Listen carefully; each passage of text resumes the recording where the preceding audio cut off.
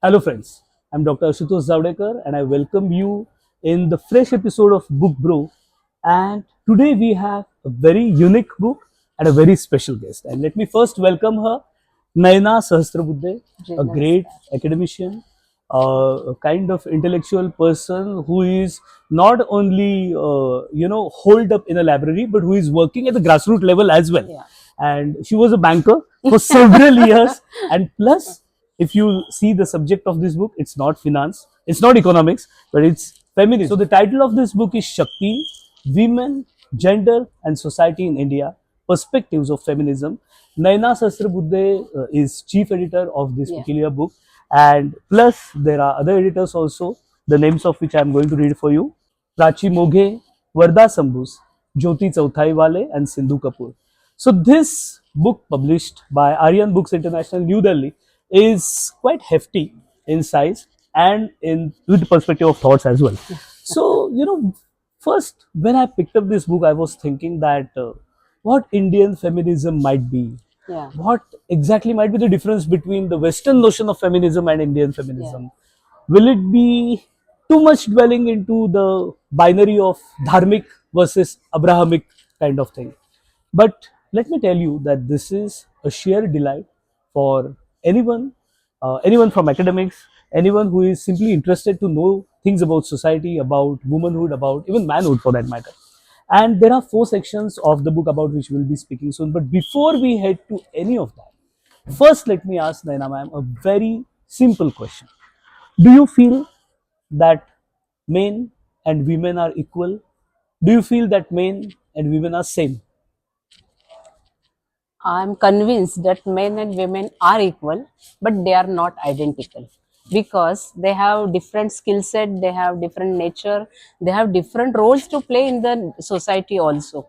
So they are equal in a way. They have equal rights, they have equal opportunity. They should have equal opportunities, and they should have equal status and respect in the society, in the family. Indeed. That is my concept. There is also a mention of Ardhanari Nateshwar Hmm. and the connection of it with LGBTQ community, because we are talking about the other gender identities as well, Yes. and in the light of the Indian thought process. So what can you tell about that? In Indian thought process, there is no oppose or no critical. There we are not treating other identities, other gender identities as illegal also, Very true. and there was always acceptance to the exceptions in the society. So I think LGBTQ plus whatever other gender identities are, they are always welcome and they had their place in the society, in the mythology, in families also. And when we talk about Ardhanari Nateshwar, I think there are some masculine specialities or special things. Some are feminine, and it is a combination of both. And even in a person, we find some are strong Yes. women, even sensitive men are there. Very true. So there are no stereotypes. And you talked about binary. Yes. And in Indic perspective, in Indic philosophy, there is no binary thinking because we believe in interdependence. We believe in complementarity, and men and women are complementary to each other. Yes. And that phrase, that adjective is very important. It's not independence, it's neither dependence, it's interdependence. So both units are primarily independent, Yeah. and they have equal rights, and still they are interdependent. They have something to do with each other, and then there is a family, and at a large scale, then there is a society. Talking of women, there are 4 sections of this book. And what can you tell about these 4 sections? How you thought of creating with such 4 sections in this particular volume? Elaborate for our viewers of Book Bro. If we see today that Western feminism has huge impact all over the globe, we cannot deny that. But people of India or women of Africa, they cannot relate their experiences, their aspirations with the women who are sitting in America or England for that matter. So they find African men or Indian men are more near to me than those women. So all women cannot be a one group, and we cannot think in one way that all problems are of one type. So there is variety, their aspirations are different, their experiences are different, and the Western feminism has no reflection of the experiences which third world, global north, global south, whatever we want to say, the reflection of those women's experiences is not seen in so far Western feminism, or the way now it is reaching towards the radicality. So there are very interesting articles. Let me just cite few. One is by Professor Anshu Joshi of JNU, who basically writes about the basic tenets of feminism, Western Western feminism, she has feminism. written, Because right? that I think you should first read, because if you are not conversant with the familiar with Yeah. what is the first wave of feminism, second wave, you should at least know before heading off to the other topics. But she writes of the security of women on a broad international scale, which is very important. And then there is immediately a chapter which is penned by a great academician, Chandrakala Padiyaji. And Chandrakalaji has very rightly described that how the sisterhood concept of the Western feminism is way different than the sisterhood Yeah. concept of the individual. Yes. Because we have this spiritual movement where all the women saints, those women saints, they never felt themselves different than the saints who were men. Yes. That is also a very unique Yeah. perspective. So, which other chapters will you suggest for our readers to go through first? Which are most important topic? Yeah. Which is the most important section in this treatise? I will appeal all to go through the first section. Okay. There are so many 5, 6 uh, articles are there, True. and those are very important to understand the Indic religion, Indic thought process, and what you said about Oriental thinking processes. Right. Because we are nature lovers, we are nature believers. We don't have any dichotomy between man and nature, man versus nature. True. We don't think in a binary way. Right. So this first section is totally important to understand masculine, what is masculine energy, what is feminine energy, what are the other concepts of feminism, and the section 1 deals with that. Yes. Section 2 deals with the facets of feminism, because eco-feminism you all must have heard about Oh, that. that's very important Yeah, chapter. but Yeah. ecological feminism, and women have been in a way, what I can say, brand ambassadors of the nature, because they have invented agriculture, they are nature lovers, and so many, because the srujan, the That's a common link between common the link Mother Earth and women. and women. So there are second section deals about that. Who has And penned that? I forgot to mention it. It Dr. is a very Payal brilliant. Mago. Dr. Dr. Payal. Payal Mago. It's a very Yeah. unique perspective. You have to read it. Yeah. Please continue. Yeah. And third section takes account of the contribution of women in social life, because we must have heard names of Gargi and Maitreyi, and in between we don't know about the women and their contribution in the society. True. But third section takes account of that, and during medieval period, before that, even contemporary freedom movement and all, how women have worked and how they have contributed, that part is covered in the section 3. And section 4 deals with the current position of women, current issues of women. Right. So we have tried to make a link between our Gargi Maitreyi's tradition to contemporary women, bureaucrat women, those who are Right. designing policy of India as of today. Very So we have tried to make that link up to the Vital. contemporary times. I recall while Nayana ma'am was just elaborating all the sections, I was, mentally revisiting many chapters of this book which I have recently read.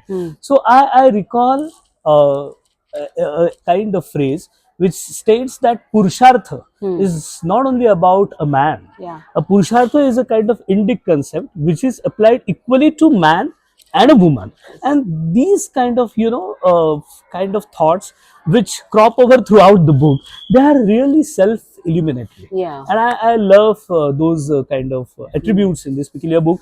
Apart from the 4 sections, this book holds 2 important other things: introduction by Naina ma'am herself in the first place, Yeah. and there is this forward which is by Dr. Mahesh Chandra Sharma, which is also very Important. important Yeah. because in the forward he states that As regards to India, both men and women have become victims of their social distortions. Yeah. Now, this is very essential and important finding.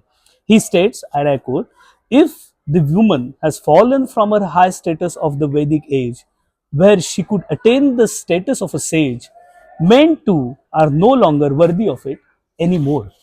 This Yeah. is very interesting observation. I would like to ask you, there was this era of Gargi and Maitreya and other Brahmavadinis, all women intellectual, power Hmm. kind of there in India. And then now we have been again, witnessing the resurgence of the same. The Yeah. women are almost everywhere, in all fields, in all capacities. But what happened exactly in the middle centuries? Why there was so much of subjugation Yeah. of women? There was a huge deterioration of status of women in India and all over world we can see. And after that, in last 200 years, when feminism came to the forefront, Right. the Marxist theory and in a way divisive theories came up, and they appeal people that resist, reject, and rebel. That was Hmm. their policy. And now we have tried to give a perspective that we should revisit the things, what Hmm. has happened, what Hmm. why it happened, Hmm. and Hmm. then rectify the mistakes which we Oh, have done in the past, that's very and important. retain what was good in our society. So we have tried to give this perspective in this book, and the total book talks about the basic Indic values: value of oneness, value of interdependence, value of mutuality, value of handholding and harmony. Because now harmony is nowhere seen in many activities and activism, the way women are going forward. And in a way, this fake feminism have overpowered societies, and which is destroying family structure, society, Indeed. and at nation level also. Indeed. So we think if we go through Indian perspective, we can reach to human betterment. Yes. Yeah. Yes. I think this book is also going to be a very effective counter narrative to the market, Yeah. which would try to sell sexuality to the men and women alike. Yeah. Like, just for example, go on the Instagram and try to see who has earned, topmost followers. He would be the one who would be always going Hmm. shirtless. She would be the one who would be always, In showcasing her body. So this modest. commodification of Yeah. men as well as As women well as that has happened, and I think we need many more volumes like this, which would contribute to counterbalance the kind of attacks which Indian youth yeah. has been receiving lately. There is one thing which sometimes bothers me at times. Will Indian feminism try to box in a woman again in the loop of family realm? Or will it broaden the man in the family also to be more Yeah. inclusive and take both the men and women out in the society on the wider extent? In Indic perspective, concept of dampati is very important, and in family and in society, a unit of husband and wife, a man and a woman, is very important. And one of the article of this book, Women and the Indian Model of Development, written by Dr. Jyoti Kiran, states about that a woman is the leader of the family, a woman is the leader of the development. At the cultural level, women and family development are interdependent. A ideal Indian family is based on equity, hence there is no conflict. Distortion in an ideal situation leads to a conflict situation, and Indian philosophy of development is women centric. So I don't think she will be just kept in the house or so, but her role in the development of society and nation is important. Women are part and parcel of development, and they are proving it now. I believe that is the correct role of women in Indic society. What a brilliant thought. Naina ma'am, indeed, what you just spoke, not only while answering the last question, but throughout, is very thought provoking. And I'm sure that anyone who is going to read this peculiar book will be glad to be able to comprehend few basic tenets of the Indic feminism, which Right. hitherto we were unaware of in the first place. Uh, the time in our hands is a little less, so I have to wind up this peculiar episode today. But the thing is, I have to read one line, the very opening statement from the introduction, which has been penned by Nena Man. she pens, once Swami Vivekananda asked his disciples if they could adopt Western values like freedom, equality, zeal, entrepreneurship, and embrace Hindu values of spirituality and culture at the same time. The answer was yes. So this is very remarkable kind of opening. And I have a question before we close this episode. Will this be really applicable to the Indian feminism? Do you really feel that the entrepreneurship, freedom, equality, these notions of Western feminism and the concepts of the very Indian feminism like interdependence and of counterbalancing of the tattva as Yeah. one of the chapters bring out, will they be complementary? Will they be really operational? Will it work? They are complementary and they will work and they should work.